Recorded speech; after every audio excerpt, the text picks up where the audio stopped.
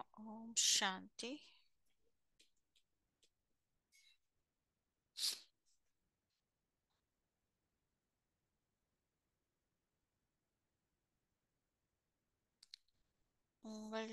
எங்கள் இதயத்தில் ஞானமும் அன்பும் என்ற விதையை நாட்டுங்கள்.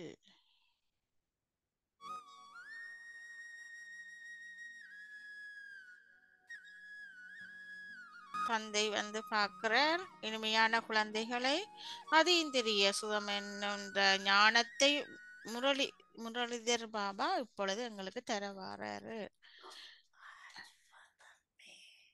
இன்று பாப்ததா ஜெகதம்பா மதரே, உலக மாதாவான ஜெகதம்பா மாதாவை சட்டில் ரீஜனில்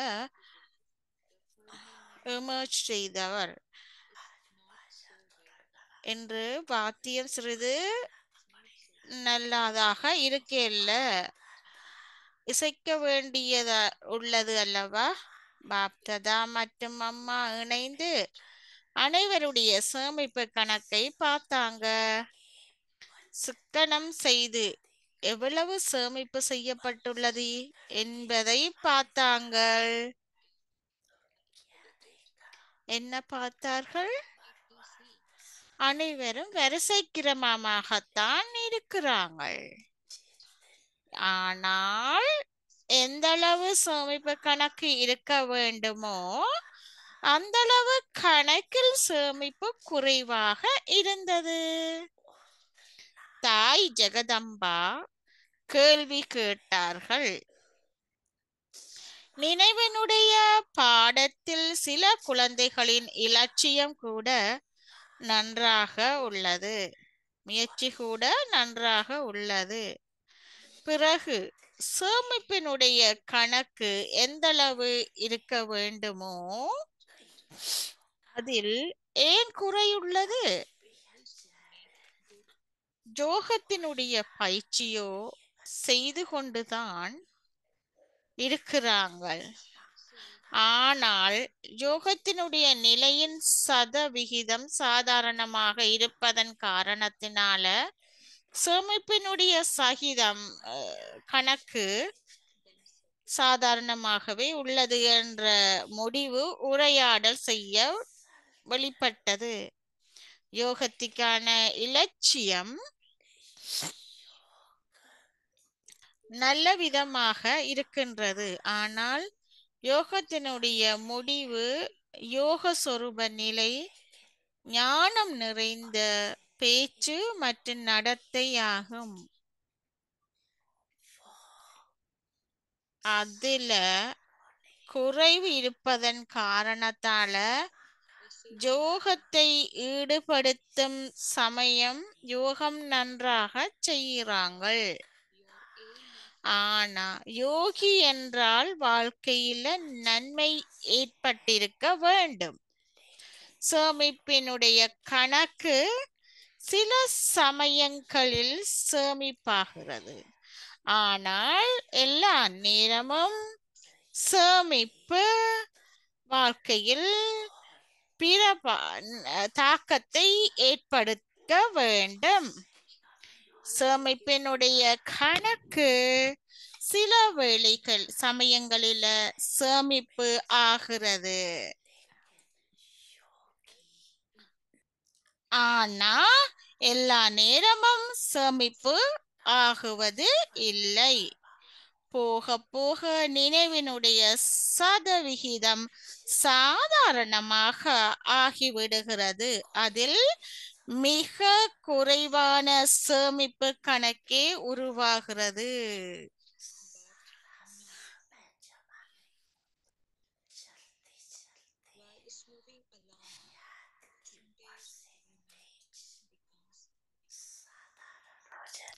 நீங்கள் உங்களுடைய மேலும் போக போக உங்களுடைய நினைவினுடைய சதவிகிதம் சாதாரணமாகி விடுகிறது. அதில் மிக குறைவான சேமிப்பு கணக்குத்தான் உருவாகிறது உங்களுடைய கணக்குல.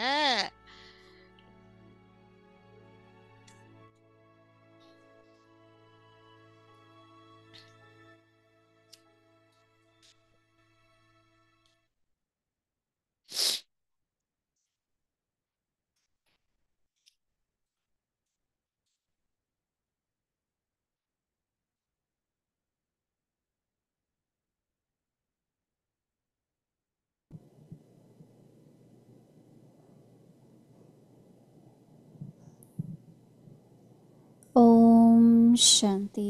ஓம் சாந்தி. स्वागत है आज 6 दिन 30 அவ்வியக்தி பெறுவார்க்கு உங்கள் அனைவரையும் வரவழைக்கின்றோம். இன்றைய திகதி ஜூலை 30. अब कार्यों மற்றவர்களை உயர்த்தும் உணர்வு நாள் நிறைந்திருங்கள். உங்களை இழிவுபடுத்துபவர்கள் மீது கருணை காட்டுங்கள். மேன்மையானவர்கள் சுயநலமில்லாத बाप எண்ணங்கள். सदा श्रीमत देते हैं कि मन में பாப்ததா எப்போதுமே ஸ்ரீமத் வழங்குகிறார். ஒவ்வொரு ஆத்மாவைக்கும் உங்களின் மனதில் நல்லாசைகளையும் தூய உணர்வுகளையும் கொண்டிருங்கள். உங்களை இழிவுபடுத்துபவர்களையும் ஈடேற்றும் மனோபாவத்தையும் கொண்டிருங்கள். ஈடேற்றும் மனோபாவத்தை கொண்டிருங்கள். எல்லோருக்காகவும் உங்களின் எண்ணங்கள் எப்போதுமே மேன்மையாகவும் சுயநலம் இல்லாமலும் இருக்க வேண்டும். எப்போதும் அருள்பவராக இருக்கும் உணர்வை கொண்டிருங்கள். எப்போதும் சுயமாட்டம் இருக்க வேண்டும். பின்னர் உங்களின் மேன்மையான செயல்களால் மற்றவர்களுக்கும் மேன்மையான செயல்களை செய்ய தூண்டுங்கள்.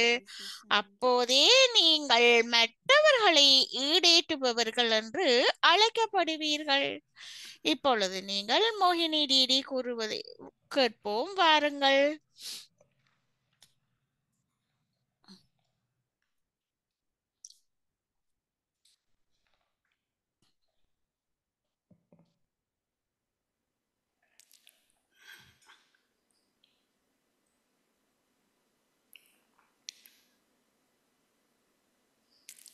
ओम शांति।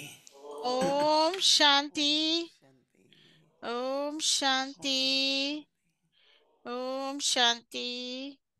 सभी ठीक हो? खुश रही हो? எல்லோரும் நன்றாக இருக்கிறீர்களா? बहुत சந்தோஷமாக இருக்கிறீங்களா? திருப்தியாக இருக்கிறீங்களா? மிகவும் நன்றாக இருக்கிறீர்களா? நல்லது. भगवान हमको क्या सिखाते हैं, क्या पढ़ाते हैं? கடவுள் என்ன எங்களுக்கு हमें पता படிப்பிக்கிறார்? ही नहीं था कि संकल्प का इतना महत्व கடவுள் होता है। எங்களுக்கு கல்வியை எப்படி கற்பிக்கிறார்? संकल्प हमारे जीवन की எங்களுக்கு पूंजी है। தெரியல இது எவ்வளவு மிகவும் முக்கியம். संकल्प இந்த हमारे जीवन எண்ணங்கள் की शक्ति है। எண்ணங்கள் எங்களுடைய संकल्प से பொக்கிஷங்கள். இது சக்தி जमा மிக்கது. करना और संकल्प से இந்த எண்ணங்களின் உதவியுடன் நாங்கள் इतना तो पता ही नहीं था रे। அதிகரித்து கொண்டு செல்லலாம், சேகரிக்கலாம். அதனை நாங்கள் இந்த உதவியின் மூலம் நாங்கள் பயன்படுத்தக்கூடியதாக இருக்கிறது. और बाबा कह रहे हैं இந்த எண்ணங்கள் மிகவும் உயர்ந்ததாக இருந்தும் இது சுயநலமற்றதாக இருக்க வேணும். பாபா இன்றைக்கு கூறினர், நாங்கள் சுயநலமற்றவர்களாக இருக்க வேணும் என்று சொல்லி. எண்ணங்கள் फिर हम संकल्प முதல்ல நாங்கள் பெறுபவர்களை சிந்திக்க வேண்டும். அதன் பின்னர் எண்ணங்களை உருவாக்குகிறோம். फल मिलेगा, मुझे इससे क्या प्राप्त? எண்ணத்தை நான் நன்மையாக பெறுகின்றேன். அதன் பெறுபவர்கள் எவ்வாறு இருந்தது?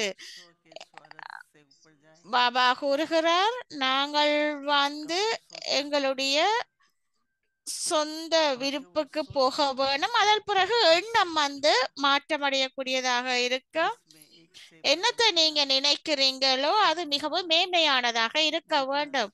இது பல மடங்கு நன்மை அளிக்கக்கூடியது. எவ்வளவுக்கு மேன்மையாக இருக்கிறீங்களோ அவ்வளவுக்கு பல மடங்கு நாங்கள் பெறக்கூடியதாக இருக்கும். அந்த எண்ணங்கள் மூலம் சக்தியை பெறுகின்றோம். இப்படியான எண்ணங்கள், மேன்மையான எண்ணங்களை, எவ்வளவுக்கு மேன்மையான எண்ணங்களை நாங்கள் உருவாக்குறோமோ, பிளான் பண்றோமோ, அது விதைக்கிறோமோ, அந்த அளவுக்கு அது மிகவும் சக்தி வாய்ந்ததாக இருக்கும்.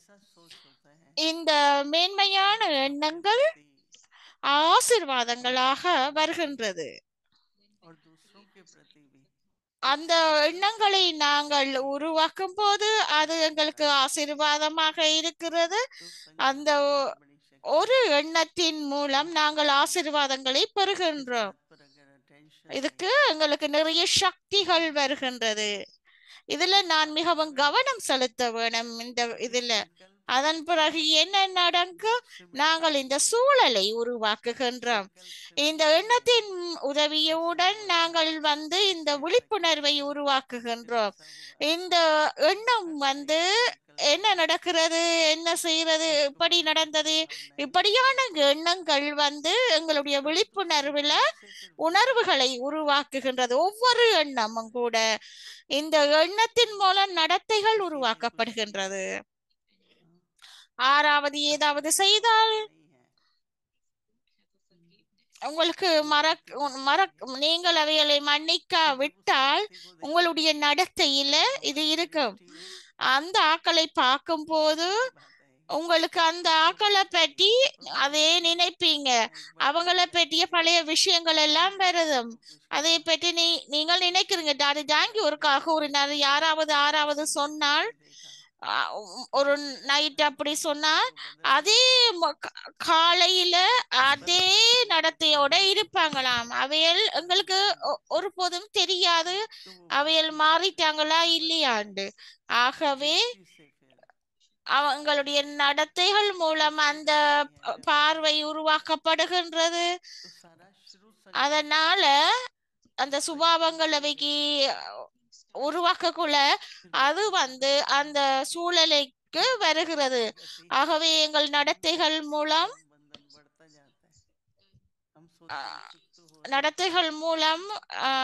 உருவாக்கப்படுகிறது. கர்மா தத்துவத்தின்படி பற்று உருவாக்கப்படுகிறது. இது எங்களுடைய மனோபாவத்தின் மூலம் இந்த ஆட்டிடியூட் எங்களுடைய இந்த நடத்தைகளின் மூலம் கூட பற்றுக்களை உருவாக்குறோம். நேற்று ஒரு கேள்வி கேட்டது, எவ்வாறு நாங்கள் இதை உருவாக்குறோமா அல்லது செட்டில் பண்றோமா, இல்லாம செய்யறோமா? ஆகவே அந்த கர்மாவை அதை நாங்கள் முழுமையாக அதை நாங்கள் இல்லாம செய்ய வேணும். முற்று முழுதாக அதை முடித்திட வேணும். ஏதாவது ஞானமோ என்னவோ எதையாவது நாங்கள் நினைவுக்கு கொண்டு வரும்போது, நாங்கள் இப்படியான எண்ணங்களை கொண்டு வரும்போது உருவாக்கணும் என்று சொன்னா அது எங்களுடைய நடத்தைக்கு கொண்டு போகும். ஆகவே ஞானத்தைக்கு கூட கடையும் போது மிகவும் கவனம் செலுத்த வேணும். எங்களுடைய எண்ணங்கள் மிகவும் மேன்மையானதாக இருக்க வேணும். அது மிகவும் மேன்மையானதாக இருக்க வேணும். அதன் பிறகு சுயநலமற்றதாக இருக்க வேணும். இதை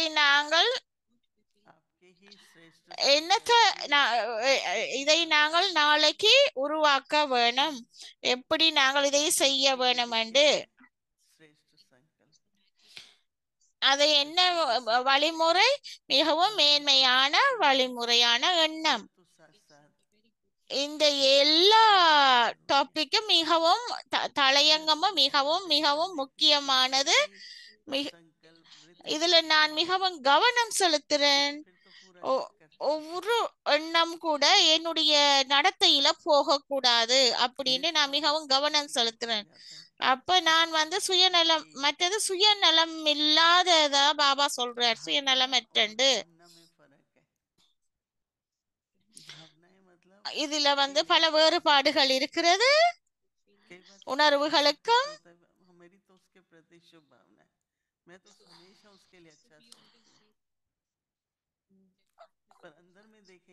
நாங்கள் ஒரே சொல்லுவோமா அந்த நாங்கள் ஒரே நல்ல உணர்வுகள் வச்சிருக்கிறோம் என்று சொல்லி எங்களுடைய எண்ணங்கள் அப்படி வைத்திருந்தால் எங்களுடைய எண்ணங்கள் மாறும், எங்களுடைய உணர்வுகளும் மாறும். அப்ப மாறும் போது நாங்கள் இதுல நாங்கள் பாப்ததா எப்போதுமே ஸ்ரீமத் வழங்குகிறார். ஒவ்வொரு ஆத்மாவுக்கும் உங்களின் மனதுல நல்லாசிகளையும் தூய உணர்வுகளையும் கொண்டிருங்க. உங்களை இகழ்பவர்களையும் ஈடேற்றும் மனோபாவத்தை கொண்டிருங்க. எல்லோருக்காகவும் உங்களின் எண்ணங்கள் எப்போது மேன்மையாகவும் சுயநலம் இல்லாமலும் இருக்க வேண்டும்.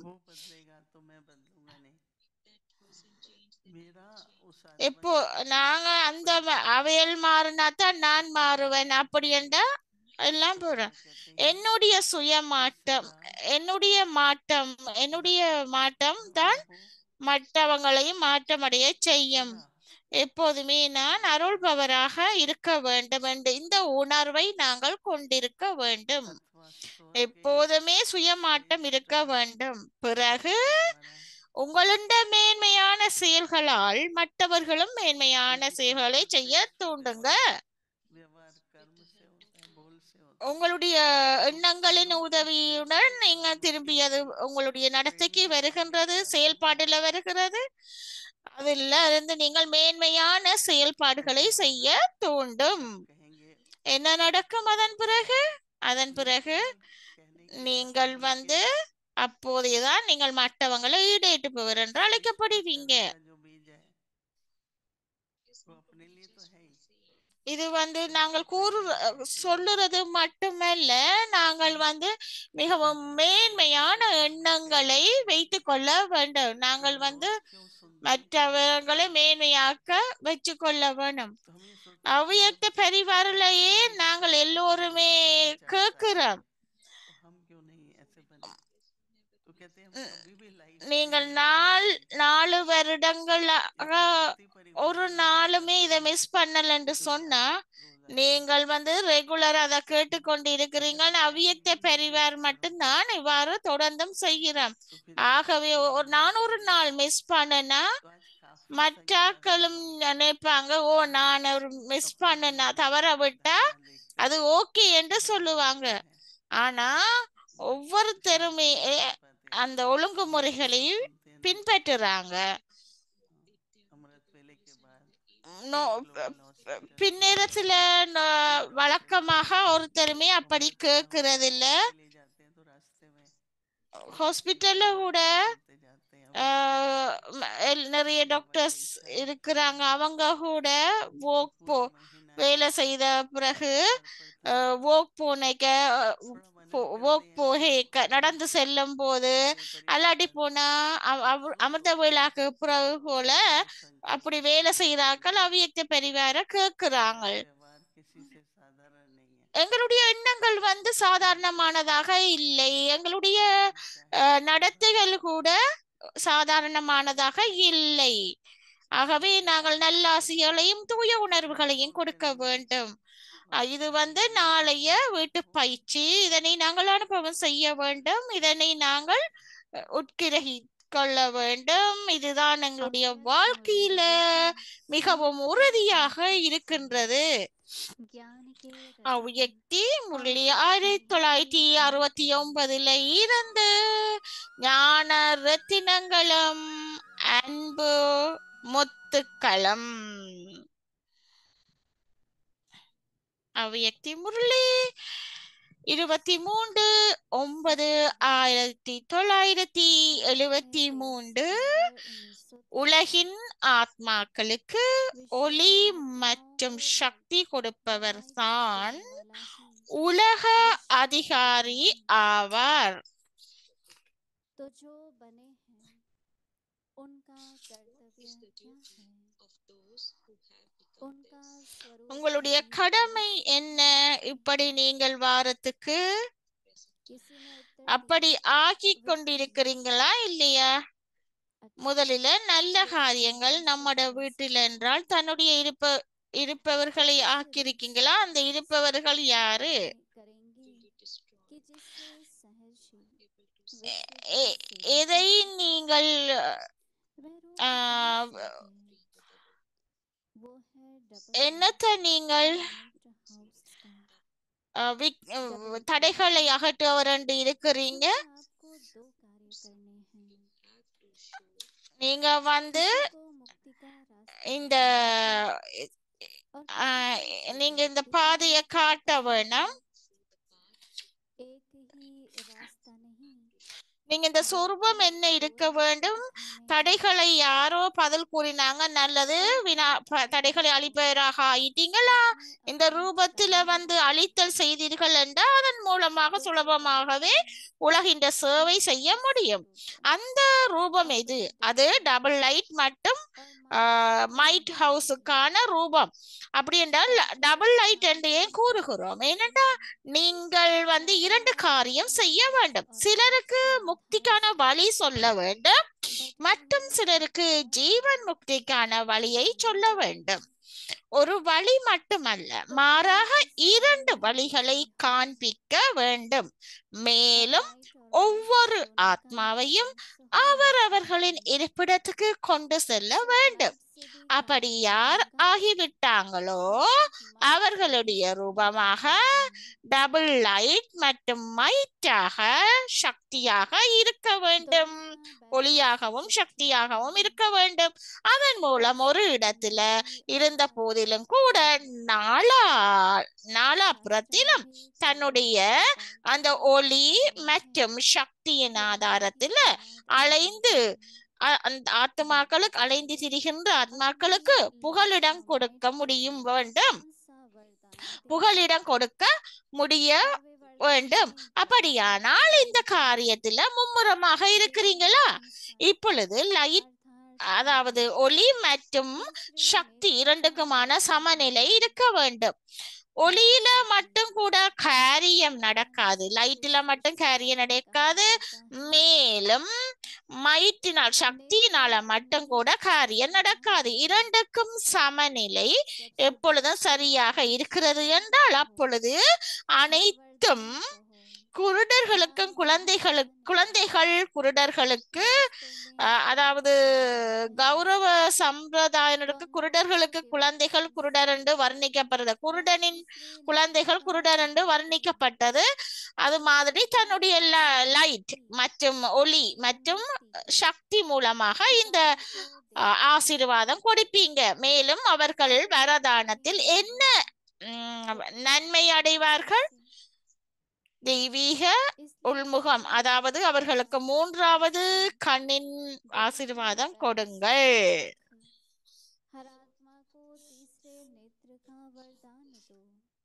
ஓம் சாந்தி. இது நாளை தொடரும்.